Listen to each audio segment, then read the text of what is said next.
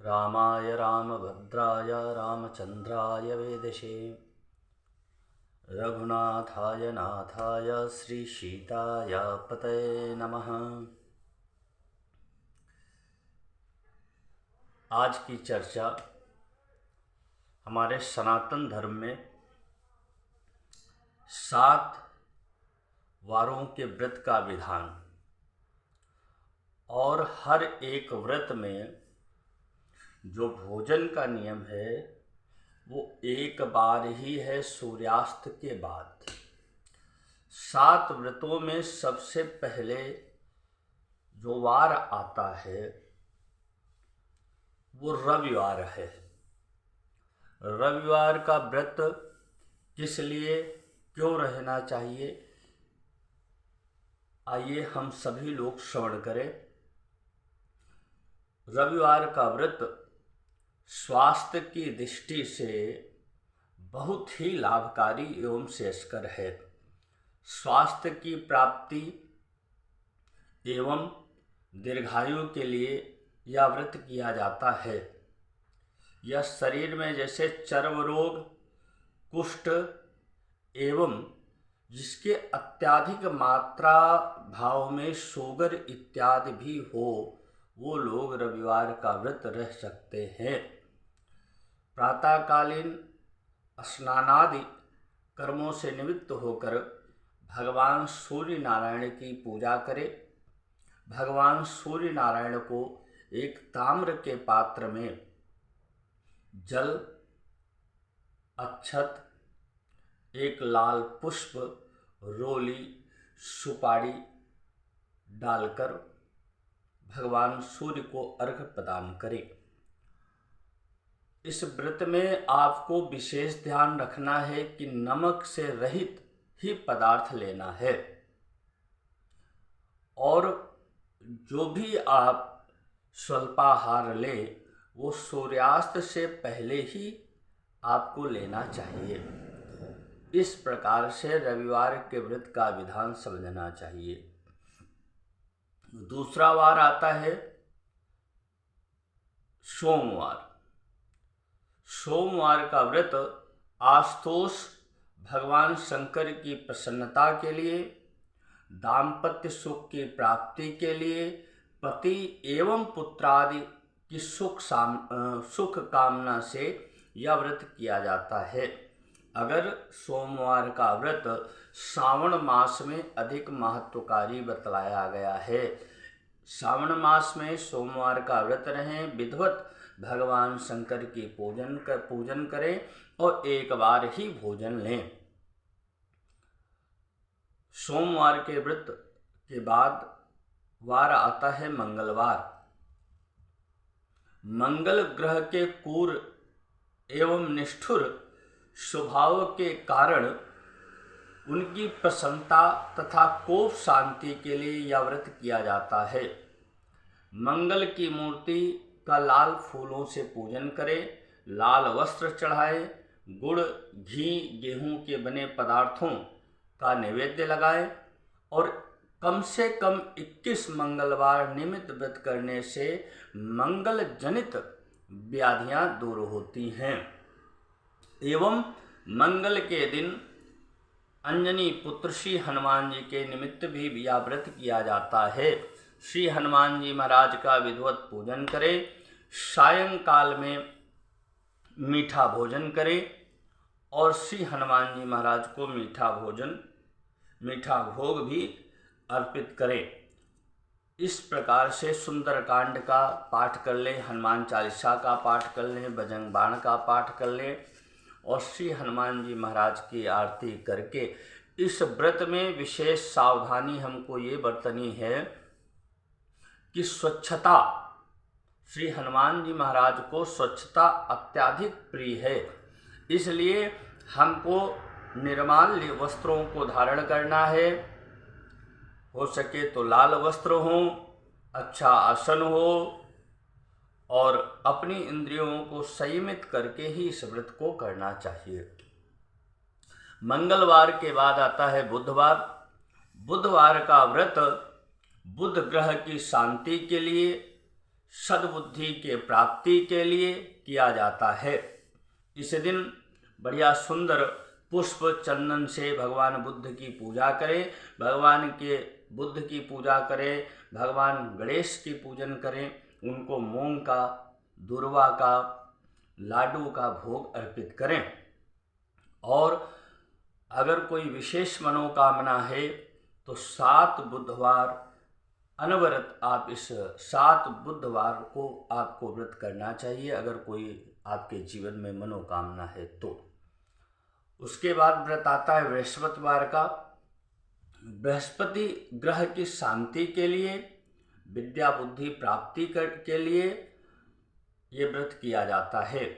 या किसी कन्या के विवाह में विलंब हो रहा हो, पुत्र के विवाह में विलंब हो रहा हो, तो इस व्रत को अवश्य ही करना चाहिए। भगवान नारायण की पूजन करें, केले का पूजन करें, गुड़ चने की दाल का भोग लगावें और ब्राह्मण को पीले वस्त्र, चंदन, छाता, खड़ाऊं इत्यादि का दान भी करना चाहिए। और इस व्रत को प्रारंभ करने में अगर अनुराधा नक्षत्र जिस दिन गुरुवार को पड़े, अगर उस दिन ये व्रत प्रारंभ किया जाए तो अति शुभकारी माना जाता है। और विशेष सावधानी बृहस्पतिवार को संपूर्ण व्यक्तियों को रखनी चाहिए, समस्त सनातन धर्मावलंबियों को रखनी चाहिए, चाहे वो व्रत रहें या नहीं रहें। बृहस्पतिवार के दिन अपने घर में वस्त्रों को साबुन लगाकर नहीं धुलना चाहिए, दाढ़ी छोर इत्यादि कर्म नहीं कराने चाहिए, स्त्रियों को सिर से स्नान नहीं करना चाहिए, क्योंकि बृहस्पतिवार के दिन जो छोर कर्म कराता है या वस्त्रों में साबुन इत्यादि लगाता है या स्त्रियां अपने सिर से स्नान करती हैं, उनके घर में दरिद्रता उत्पन्न होती है, धन की क्षति होती है। इसलिए हम सभी लोगों को विशेष सावधानी गुरुवार को रखनी चाहिए। गुरुवार के बाद आता है शुक्रवार। शुक्र ग्रह की शांति के लिए, सुख संपदा की प्राप्ति के लिए शुक्रवार का व्रत रखना चाहिए। बढ़िया सुगंधित पुष्प लाकर और इस व्रत को करना चाहिए। ये व्रत अगर आप प्रारंभ करना चाहते हैं तो जिस दिन शुक्रवार ज्येष्ठा नक्षत्र हो उसी दिन ये व्रत करें। और माँ लक्ष्मी को खीर का भोग लगा सकते हैं और वो खीर का भोग छोटी कन्याओं को प्रसाद के रूप में वितरण करेंगे तो आपके घर में सुख शांति समृद्धि का प्रवेश आएगा।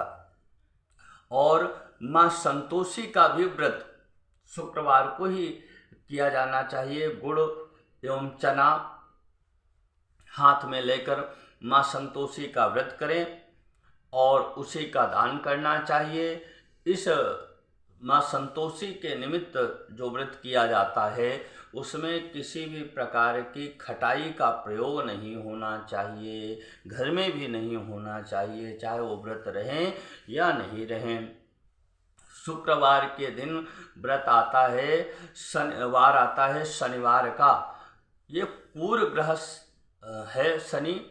शनि के सहकर्मी राहु और केतु हैं, इनकी भी शांति के लिए आप शनिवार का व्रत रह सकते हैं।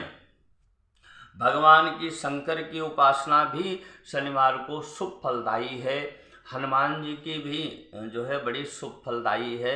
अगर सावन मास में शनिवार पड़ता है तो उस शनिवार को भगवान शिव के निमित्त रुद्राभिषेक इत्यादि भी आपका कराना बड़ा ही शुभ फलदायी होता है।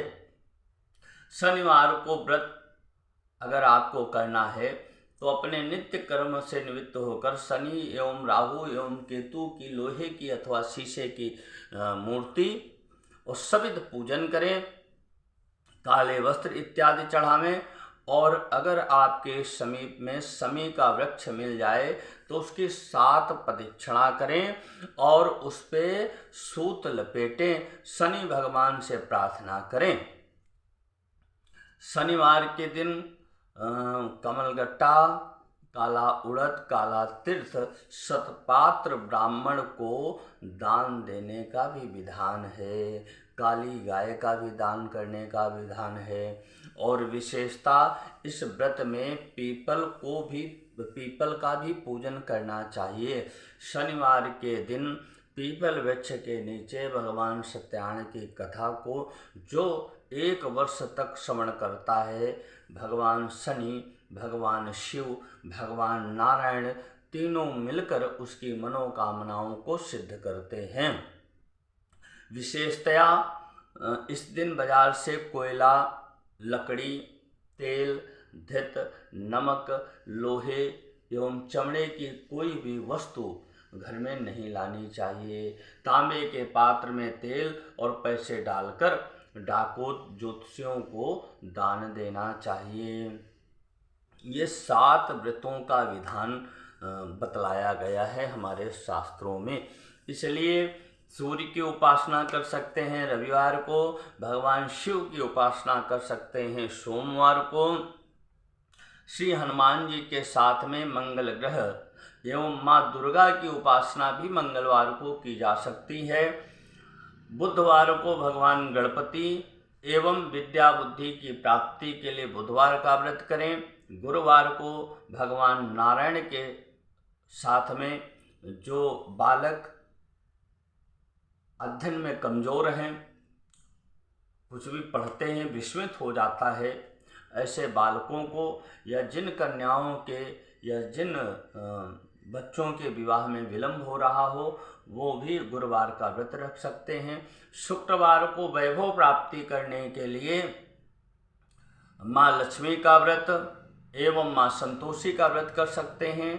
शनिवार का जो व्रत है वो भगवान शिव के भी निमित्त किया जा सकता है, श्री हनुमान जी महाराज के भी निमित्त किया जा सकता है, शनि ग्रह के भी निमित्त किया जा सकता है। और जीवन में सुख शांति समृद्धि को प्राप्त करने के लिए पीपल का पूजन का महत्व शास्त्रों में अत्यधिक शनिवार के दिन बतलाया गया है। शनिवार के दिन प्रातःकालीन जाएं, तिल एक पात्र में तिल जल डालकर और पीपल की जड़ में चढ़ाएं, 7 प्रदक्षिणा करें, पीपल की भोग लगावें और सायंकाल में दीपदान का विधान बतलाया गया है।